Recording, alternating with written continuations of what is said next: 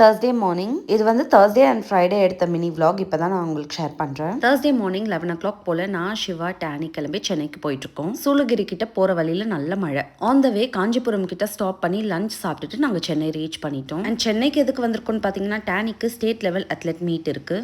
ஜவஹர்லால் நேரு ஸ்டேடியமில் தான் மேட்ச் இருக்குது. ஸோ அந்த ஏரியா பக்கத்துலேயே ரூம் போட்டுக்கிட்டோம். ரூம் பால்கனிலேருந்து பார்த்தா ஸ்டேடியம் தெரியும் அந்த அளவுக்கு கிட்ட. லக்கேஜ்லாம் ரூமில் வச்சுட்டு சும்மா ஸ்டேடியம்க்கு வந்திருந்தோம். பார்த்தா எல்லாரும் பயங்கரமாக ப்ராக்டிஸ் பண்ணிட்டு இருந்தாங்க.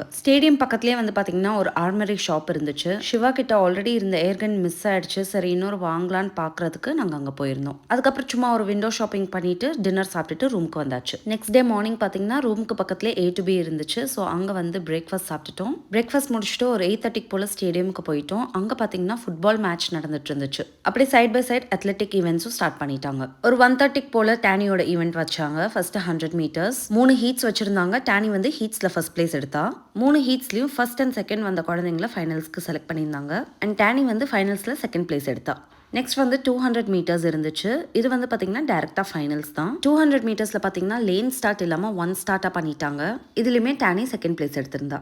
நான் லாஸ்ட் டைம் லாங் வீடியோவில் அப்டேட் பண்ணியிருந்தேன் ஸ்டேட் லெவலில் தனிஷாவால் எடுக்க முடியலன்ட்டு. பட் இந்த தடவை இன்னும் கொஞ்சம் கூட எஃபர்ட் போட்டு எல்லாத்துலேயுமே செகண்ட் பிளேஸ் எடுத்திருக்கா.